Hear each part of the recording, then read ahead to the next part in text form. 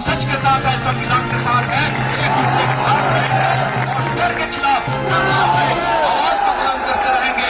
खामोशी नहीं, आवाज बुलंद करने की जरूरत है। मैं इस वक्त दिल्ली के जंतर मंतर पर हूँ। सुबह से ही यहाँ लोगों की भीड़ जुट रही है और ये भीड़ लगातार बढ़ती जा रही है। ये लोग यहाँ पर वक्फ संशोधन बिल के खिलाफ विरोध प्रदर्शन करने के लिए एकजुट हुए हैं।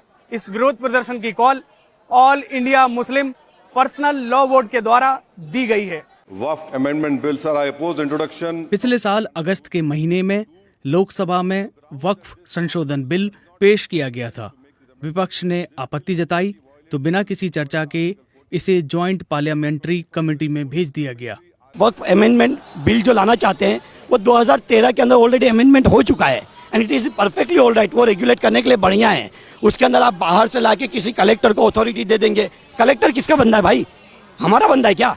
Collector is appointed by the government, by the particular state government and he is going to follow all the rules and regulations and the commandment of his boss. वो हमारी बात थोड़ी सुनने वाला है। पहले जो एक रजिस्ट्रार के पास, एक जो कमिश्नर के पास पावर थे, वो आपने कलेक्टर को दे दिए। ऐसा थोड़ी होता है। रमजान का महीना नजर नहीं आ रहा गवर्नमेंट को, तो ऐसा क्यों कर रही है गवर्नमेंट? सर, मैं तो सरकार से ये कहना चाहूंगा कि इस बिल को वापस ले लें आप। जेपीसी की कमेटी में विपक्ष के जितने भी माननीय सांसद थे, उनकी किसी भी बात को सुना नहीं गया। टोटली जो है अपनी मनमर्जी के मुताबिक, सरकार की मनमर्जी के मुताबिक जो है टेबल किया गया है जेपीसी की रिपोर्ट को। हम इसका पूरी तरीके से बायकआउट करते हैं। विपक्ष के किसी भी अमेंडमेंट को उन्होंने नहीं सुना, ना ही उसमें अमेंडमेंट किया। कोई संशोधन विपक्ष की बात का उन्होंने नहीं किया। प्रोटेस्ट के दौरान कुछ हिंदूवादी संगठन भी अपना विरोध दर्ज करा रहे थे। क्या ड्रामा लगा रखा विपक्ष ने? क्या ड्रामा है? जब किसी चीज को आप संविधान से चलेगा ना देश, तो संविधान से चलाइए ना। मानिए सरकार की बात, अगर सरकार कह रही है इस चीज के लिए तो मानिए ना उसकी बात। वक्फ बोर्ड के नाम पे जो ये संशोधन हो रहा है देश में, सरकार कर रही है और ये शाहीनबाग बनाना चाहते हैं, नाराए तकबीर का नारा दे रहे हैं। ये नहीं चल सकता। 24 जगदम्बा पाल। इस साल फरवरी के महीने में संसद के दोनों सदनों में जेपीसी की रिपोर्ट पेश की गई थी। इस दौरान विपक्ष ने सदन से वॉकआउट कर दिया था। सोमवार को विपक्षी दलों के नेता भी जंतर मंतर पर दिखे।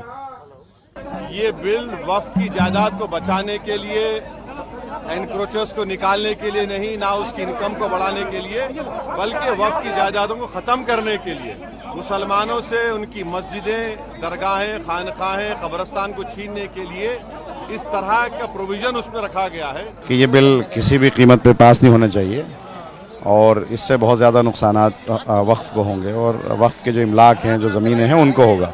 तो हम इसके पूरी तरह खिलाफ हैं और इसको पूरी तरह रिजेक्ट करते हैं। वक्फ अमेंडमेंट बिल तो तृणमूल कांग्रेस मेरा पार्टी ने बहुत सख्त विरोध किया है और हम लोग ने जो सिलेक्ट कमेटी में था वहाँ पे हमारे कल्याण बैनर्जी और नदीम उल हक दोनों हमारे सदस्य थे, उन्होंने भी सख्त विरोध किया है।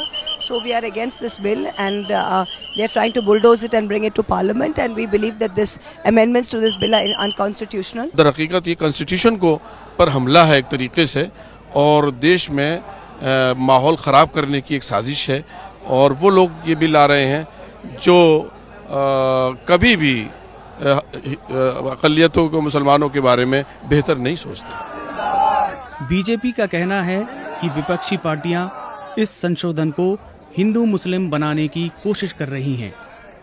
कांग्रेस, तृणमूल कांग्रेस, समाजवादी पार्टी, MIM ये लगातार वक्फ के नाम पर मुस्लिम समाज को भड़काने की कोशिश कर रहे हैं।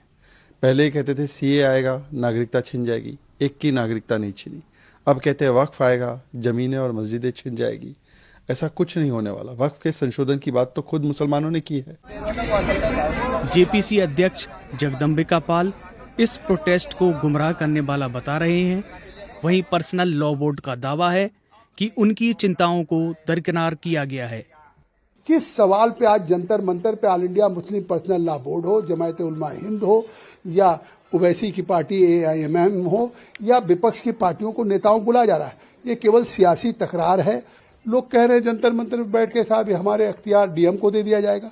कहीं नहीं DM को। अगर कोई डिस्प्यूट होगा वक्फ की प्रॉपर्टी के साथ और किसी का, चाहे किसी सरकार के साथ या किसी और के साथ, अब DM को अधिकार नहीं होगा। DM से ऊपर चाहे कोई राज्य सरकार का सेक्रेटरी होगा, कमिश्नर होगा। हमने 5 करोड़ ईमेल भेजे हैं हमने जेपीसी से मुलाकातें की है, उनके सामने बताया कि कोई भी अमेंडमेंट हमें एक्सेप्टेबल नहीं है। सब अमेंडमेंट जो लाए हैं वो इसी मुद्दे के तहत लाए हैं कि किसी तरह से वक्फ की प्रॉपर्टी को ख़त्म किया जाए। तो ये धोखा देने की कोशिश न करें जगदीप सिंह पाल।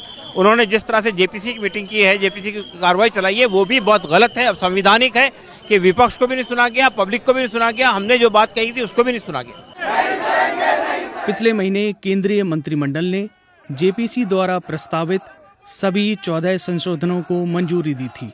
अब माना जा रहा है कि मौजूदा सत्र में इस बिल को संसद में पेश किया जा सकता है। शाद मिदत के साथ